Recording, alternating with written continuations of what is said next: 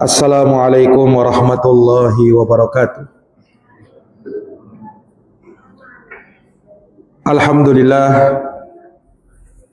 alhamdulillahi rabbil alamin, wal aqibatu lil muttaqin, wala udwana illa 'alal zalimin.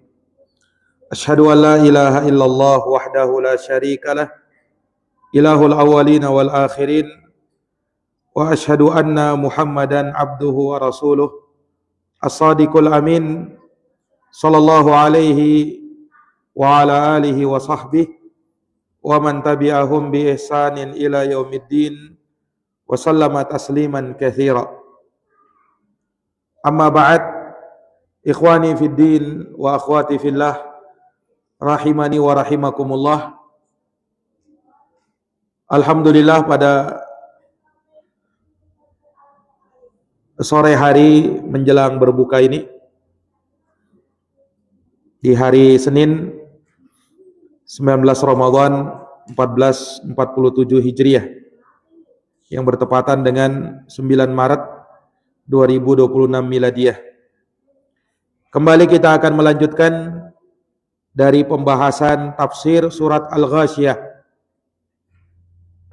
hari kiamat yang menghilangkan kesadaran, di mana telah kita terangkan ayat pertama dan kedua dari surat yang agung ini. Hal ataka hadithul ghasyiyah, belumkah datang kepadamu berita tentang hari kiamat yang menghilangkan kesadaran. Wujuhu yawma idin khasyi'ah, di mana wajah-wajah pada hari itu akan tertunduk hina.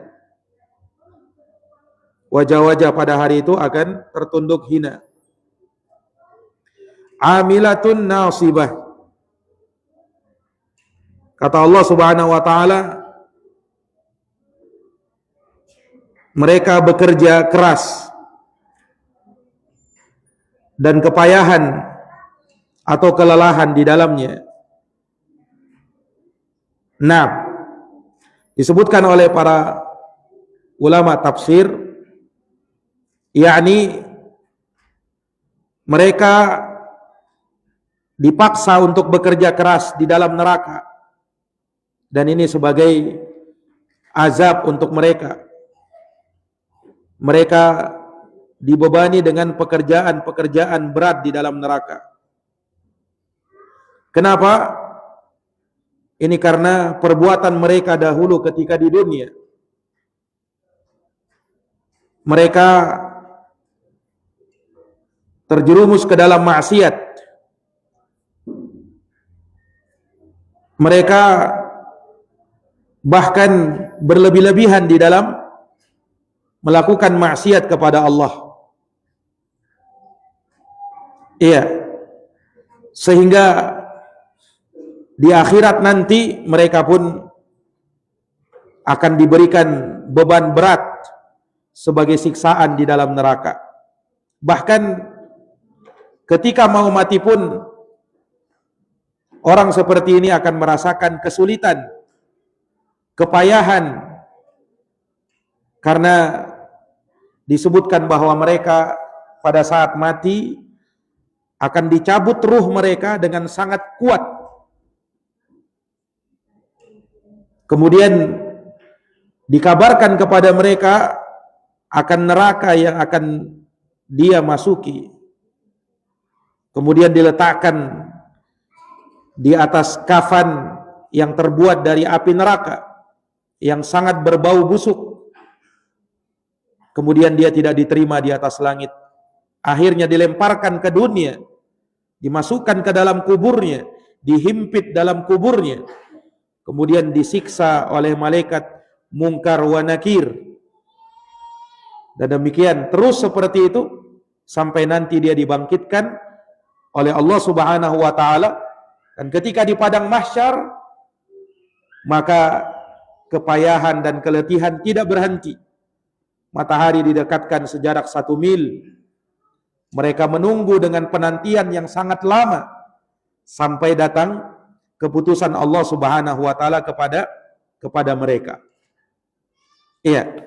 Maka amilatun nasibah, dari penafsiran sebagian ulama bahwa mereka di akhirat akan disiksa, diazab dengan pekerjaan yang berat, yang melelahkan, yang membuat kepayahan sebagai azab untuk mereka.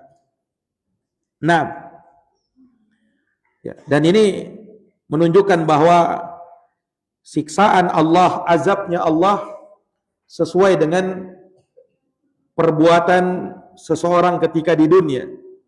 Karena dia ketika di dunia tidak beramal karena Allah, maka Allah akan mempekerjakan dia di dalam neraka sebagai siksaan untuknya. Nah, salah satu pekerjaan berat yang disebutkan oleh para ulama, di dalam neraka nanti dia diperintahkan untuk menarik rantai yang panjangnya 70 hasta. Iya, yang sangat berat dan sangat panas. Rantai yang berwarna merah, karena dia adalah rantai dari api neraka. Ini yang Allah Subhanahu wa taala sebutkan di dalam Al-Qur'an. Khuduhu faghulluh, thummal jahima salluh, summa fi silsilatin dar'uha sab'una dira'an faslukuh. Kata Allah Subhanahu wa taala, tangkaplah dia, kemudian belenggulah tangannya ke lehernya, kemudian masukkanlah ia ke dalam neraka jahim, kemudian belitlah dia dengan rantai yang panjangnya 70 hasta. Disebutkan oleh sebagian ulama bahwa orang ini terikat dengan ikatan yang sangat kuat, yang ia tidak akan mungkin bisa lari dan lepas darinya. Kenapa? Karena ikatannya jangan dipikir seperti ikatan seseorang ketika di dunia, diikat mungkin tangannya, badannya. Bukan seperti itu ikatannya.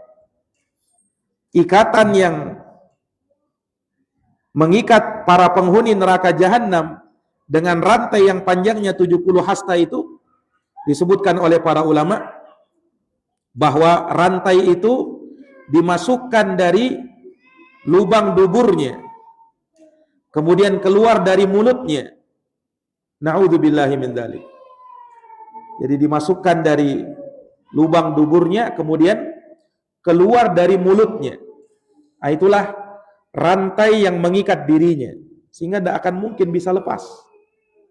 Iya, tidak mungkin bisa lepas.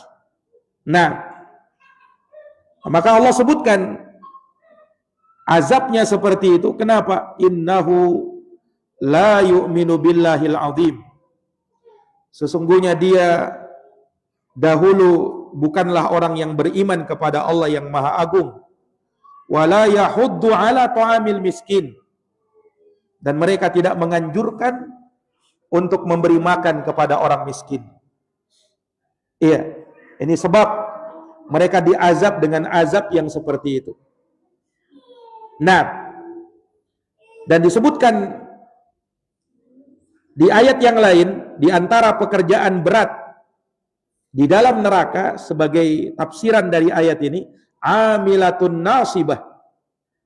Mereka bekerja keras dan kepayahan di dalam neraka itu. Salah satu pekerjaan beratnya adalah sebagaimana yang disebut dalam surat Al-Mudaththir ayat yang ke-17. Sa'urhikuhu saqar, sa'urhikuhu sa'uda. Iya, aku akan bebani dia dengan beban yang berat, yaitu seperti pendakian yang sangat melelahkan. Sa'udan itu adalah gunung yang ada di dalam neraka, yang mana orang kafir memanjat gunung tersebut dan dipaksa untuk itu, ya, yang mereka panjat dalam waktu 70 tahun lamanya.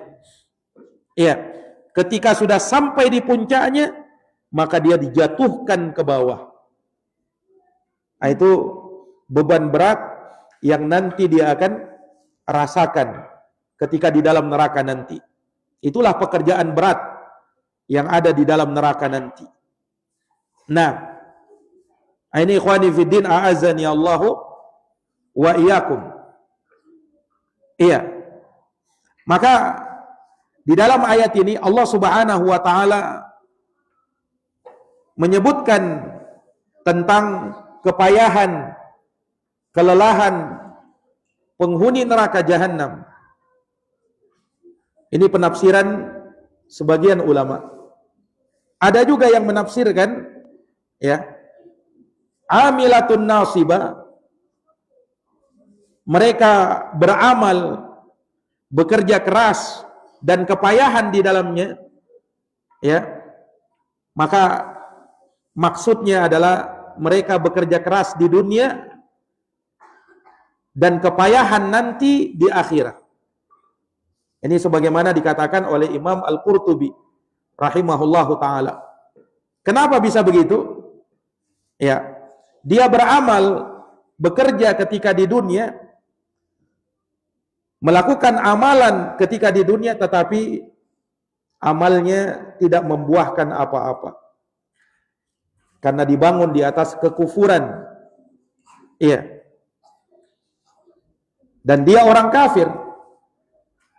Jangan dikira orang kafir tidak beribadah kepada Tuhannya. Mereka juga beribadah.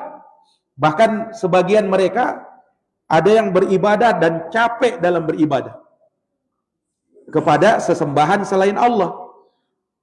Makanya disebutkan dalam tafsir Abdul Razzaq, dikisahkan suatu hari Amirul Mukminin Umar bin Khattab ketika melewati sebuah gereja, ya, maka di gereja itu ternyata ada pendetanya yang dikenal dengan Abidun Nasara, ahli ibadahnya orang Nasara, pendeta yang tekun beribadah kepada Tuhannya.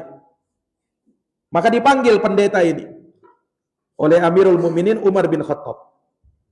Maka pada saat dia keluar, ya, maka tiba-tiba terlihat darinya, dari si pendeta ini, ya, bekas-bekas kelelahan, kecapean, kelelahan, kepayahan dengan ibadah yang dia kerjakan.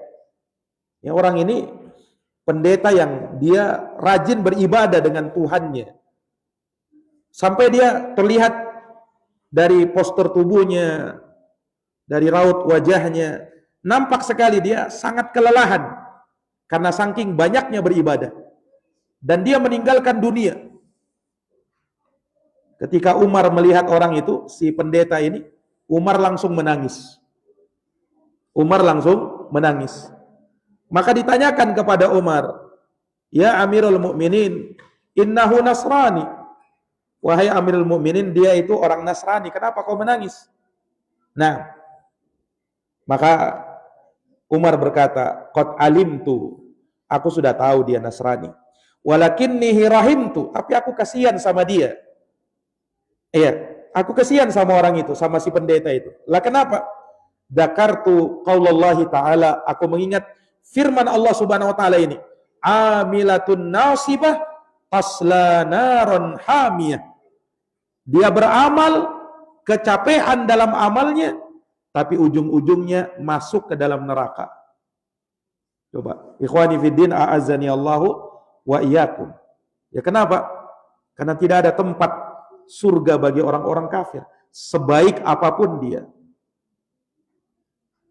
sealim apapun dia, sepintar apapun dia, sebesar apapun jasanya kepada umat manusia, tidak terkecuali umat Islam.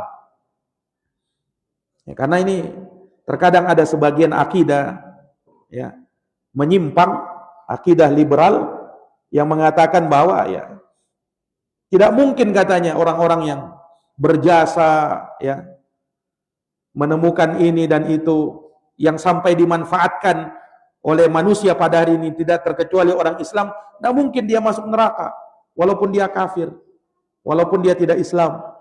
Ya. Mana keadilan Allah katanya? Subhanallah. akidah orang berakidah seperti itu. Iya. Jadi dia menganggap orang kafir juga bisa masuk surga karena dia punya jasa. Nah, kita katakan jangankan orang seperti itu. Sudah berlalu Abu Jahal, sudah berlalu Abu Lahab, bukan orang yang murni jahat mereka. Mereka juga punya kebaikan. Iya. Bahkan Abu Talib, pamannya Nabi. Kurang apa lagi Abu Talib itu? Jasanya kepada Nabi. Tapi ternyata tetap masuk neraka. Nah, tetap masuk neraka. Ya. Maka sebaik apapun orang kafir, meskipun dia suka menderma, ya. Ada sebagian orang katanya, seorang yang dulu, ya, Bunda Teresa katanya, itu tidak mungkin masuk neraka katanya kalau misalnya mati, ya, karena dia orang yang suka menderma, nah, suka berbuat baik. Bagaimana bisa orang seperti itu masuk neraka? Ikhwani fiddin, a'azzani Allah wa iyyakum. Kaum muslimin wajib meyakini bahwa tidak ada agama yang Allah ridhai selain daripada Islam. Nah, dan Allah tidak menerima selain daripada keislaman. Dan orang kafir mati pasti masuk neraka. Tidak ada tempat baginya di dalam surga sebaik apapun dia. Sebaik apapun dia. Perhatikan dalam riwayat kisah ini. Umar melihat pendeta ini betul-betul beribadah, tidak ada kerjanya, tidak pernah dia berbuat jahat, ya. Dia hanya melakukan kebaikan. yakni dalam versi dia untuk beribadah kepada Tuhannya. Ya. Tidak pernah melakukan kejahatan. Tetapi Umar membacakan ayat ini, amilatun nasibah tasla naron hamiyah. Dia beramal, kecapean dalam amalnya, ternyata apa? Ujung-ujungnya masuk ke dalam neraka. Itulah yang membuat Umar kasihan kepada si pendeta tadi.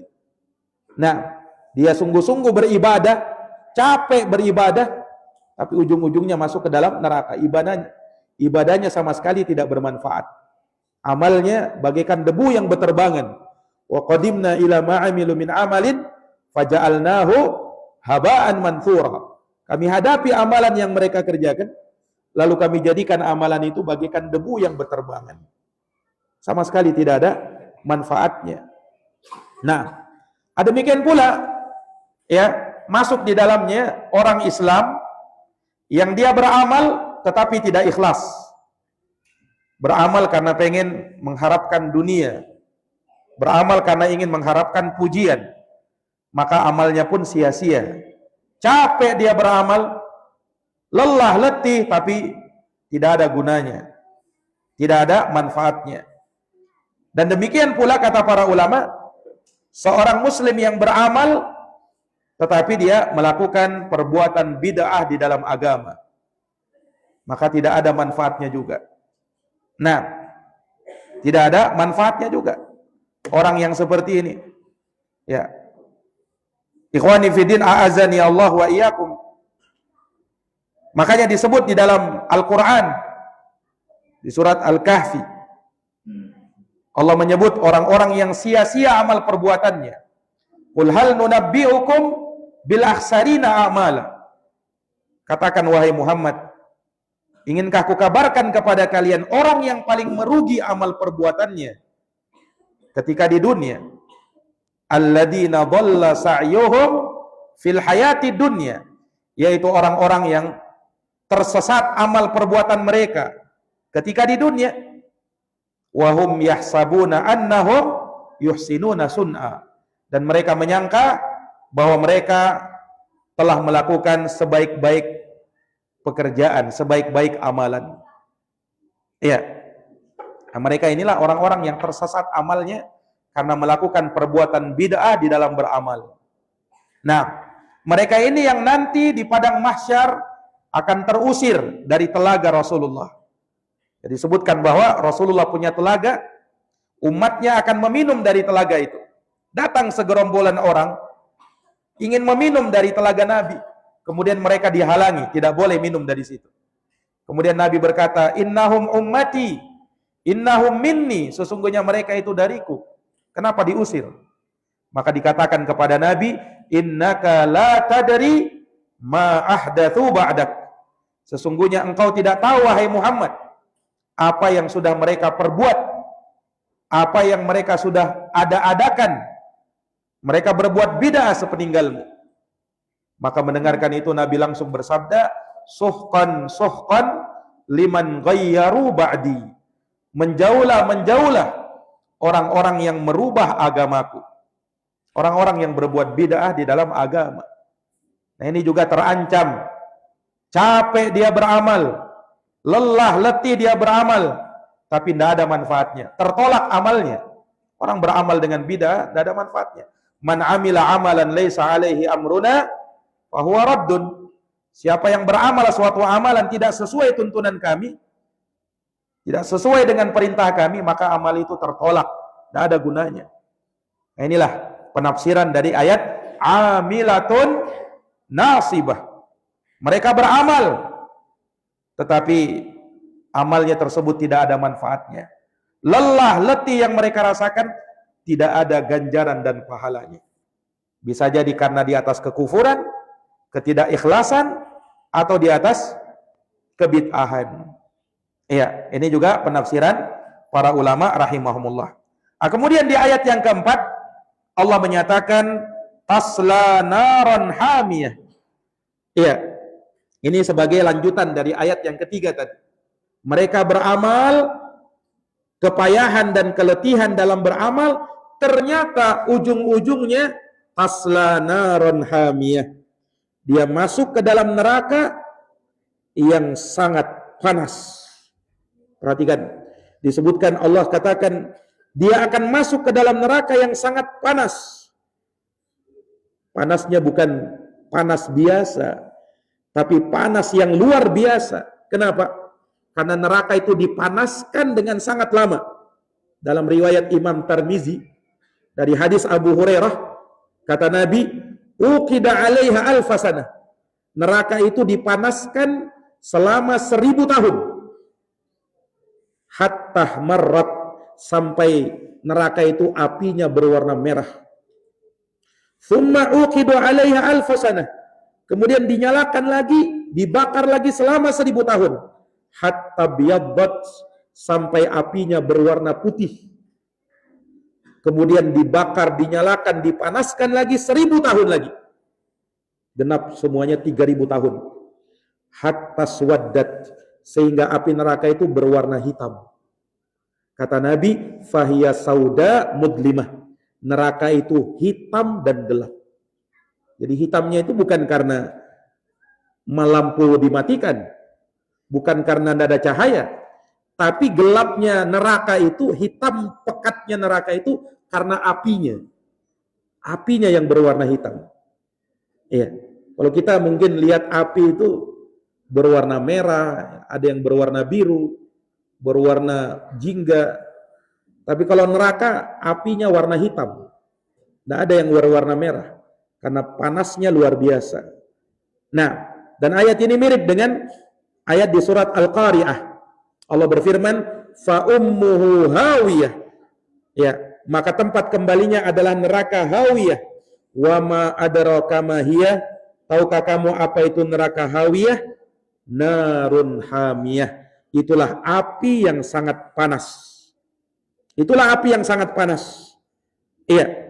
Dan panasnya api neraka itu disebutkan dalam hadis Bukhari Muslim dari Abu Hurairah radhiyallahu an, kata Nabi, narukum hadhihi allati tuqidu atau yuqidu ibnu Adam juz'un min 70 juz'an min nari jahannam atau min harri jahannam.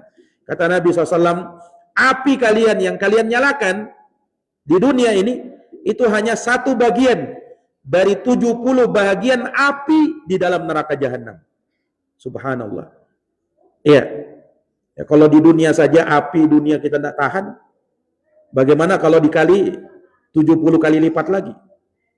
Nah, orang kalau menyalakan lilin misalnya, lalu dia taruh tangannya di atas lilin itu, belum bersentuhan dengan apinya, baru taruh di atasnya saja, maka panasnya betul-betul terasa, tidak tahan tangan kita, ya kan? Tidak tahan tangan kita. Makanya sebagian para salaf itu dulu, ya, ketika mereka ingin melakukan maksiat, ya, maka mereka ketika tergoda kepada maksiat, ya, maka mereka cepat-cepat menyalakan lilin. Sebagian salaf itu, kalau mereka tergoda untuk bermaksiat, mereka nyalakan lilin, mereka bakar api. Kemudian setelah itu mereka dekati api itu. Mereka dekati api atau lilin itu. Terus dia taruh tangannya di atas. Lalu dia bilang begini, ya, duhai engkau yang mau berbuat maksiat, ya, apakah kau bisa tahan dengan api ini? Sementara api di neraka 70 kali lipat daripada ini. Sehingga dari situ dia langsung mengurungkan diri dari perbuatan maksiat. Itu dulu cara para salaf kalau mereka tergoda ingin berbuat maksiat kepada Allah Subhanahu wa ta'ala. Nah, dan disebutkan di ayat yang lain, api neraka itu saking panasnya, ya, kalau tadi disebutkan dipanaskan selama 3000 tahun sampai menghitam, kemudian panasnya neraka itu 70 kali lipat lagi dari api yang ada di dunia. Bersamaan dengan itu, ya, api neraka itu tertutup, tidak ada lubang anginnya, tidak ada ventilasi, tidak ada. Disebut dalam ayat, alaihim narun muqsadah. Bagi mereka, anak-anak, yang ribut di luar aja, ya, jangan di dalam kalau ribut. Kata Allah Subhanahu wa ta'ala, alaihim narun muqsadah, bahwa mereka berada di dalam neraka yang nerakanya itu tertutup rapat. Jadi bayangkan kalau kita di suatu tempat, ya, kemudian tertutup rapat, tidak ada angin, ya. Kalau dia tertutup ada AC kan, sirkulasi udara kan bagus. Tapi kalau tertutup rapat, ya, tidak ada angin, kita rasanya pengap, ya kan. Kayak orang tekuhum itu di suatu tempat, tidak bisa dia, ya, tidak bisa dia bernapas dengan lega, ya. Nah, neraka itu begitu, ya. Sudah panasnya minta ampun, kemudian tertutup, tidak ada ventilasi, tidak ada ventilasi. Kalau ada ventilasi mungkin bisa keluar anunya, hawa panasnya gitu kan. Neraka itu tidak ada yang begitu. Nah, narun muqsadah kata Allah, neraka yang tertutup rapat, ya, tertutup rapat. Bayangkan bagaimana itu. Ini ikhwani fiddin, a'azani Allahu wa iyyakum. Nah, iya, maka Allah Subhanahu wa ta'ala menyebutkan bahwa neraka adalah tempat kesudahan mereka bagi yang beramal tetapi tidak ikhlas dalam amalnya, atau tidak menyesuaikan dengan praktek dan tuntunan Nabi Shallallahu Alaihi Wasallam. Ya. Kemudian di ayat yang kelima digambarkan lagi tentang neraka itu, tusqa min ainin aniyah. Di dalam neraka mereka akan diberi minum dengan sumber mata air yang sangat panas. Ya. Mereka akan diberi minum dengan sumber mata air yang sangat panas, yang mana panasnya tidak berhenti. Ya. Jadi disebutkan bahwa penghuni neraka itu, saking mereka kepanasan, mereka itu sampai minta air. Ya. Tetapi ketika mereka meminta air, mereka dibiarkan, tidak dikabulkan permintaan mereka selama 1000 tahun. 1000 tahun berikutnya baru diberi air penghuni neraka itu. Itu pun pada saat diberi air, min ainin aniyah, dari sumber mata air yang sangat panas, yang mana kalau didekatkan air itu, ya, kepada mereka, didekatkan ke wajahnya saja, wajahnya langsung meleleh karena saking panasnya. Bayangkan, baru dekat aja langsung meleleh. Nah, itu yang mau diminumkan kepada mereka. Jadi bayangkan, mereka minta minum, ya, tidak dikabulkan permintaan mereka selama 1000 tahun.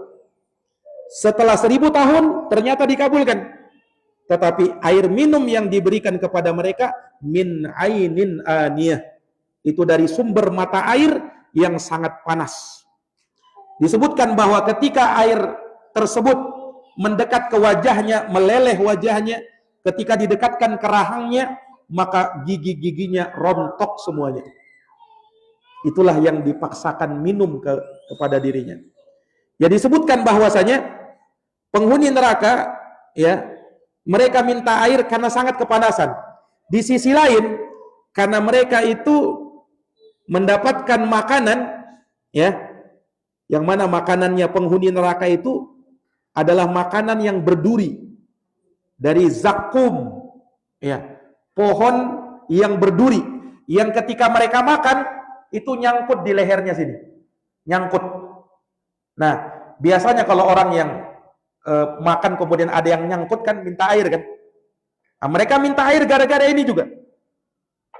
Tidak dikabulkan permintaan mereka selama 1000 tahun. Sehingga zakum itu betul-betul ada di lehernya sini. Nyangkut mereka. Bayangkan duri yang ada di lehernya. Minta air, tidak dikasih selama 1000 tahun, dibiarkan begitu. Setelah 1000 tahun diberikan minum dengan min ainin aniyah. Dan mereka terpaksa untuk minum. Tidak ada lagi minuman untuk mereka kecuali ini. Maka mereka pun minum. Di saat mereka minum, ya, bayangkan wajah mereka sudah hangus, kemudian rahang mereka, gigi mereka rontok. Pada saat air itu masuk, maka memutuskan usus-ususnya, merusak dan menghancurkan perutnya. Itu min ainin aniyah, ya, air mendidih yang diminumkan kepada mereka. Bahkan disebutkan oleh para ulama, air tersebut seperti bagaikan besi, ya, minumannya itu bagaikan besi yang meleleh, ya, besi cair yang meleleh. Nah, itulah air minumnya penghuni neraka. Jadi kalau ada besi yang dipanaskan sampai meleleh, nah itulah min ainin aniyah itu. Itulah yang mereka akan minum, ya. Dan itu tidak akan membuat mereka kehilangan dahaga atau lepas dahaganya, tidak akan. Ya, karena justru akan semakin menderita. Na'udzubillahi min dzalik. Ini tafsir dari ayat yang ke-3, 4 dan 5 dari surat Al-Ghasyiyah. Mudah-mudahan kita ambil sebagai peringatan, ya, bagi kita semuanya. Wallahu taala a'lamu bissawab. Insyaallah kita lanjutkan lagi di pertemuan yang akan datang. Subhanakallahumma wa bihamdika asyhadu an la ilaha illa anta astaghfiruka wa atubu ilaik. Assalamualaikum warahmatullahi wabarakatuh.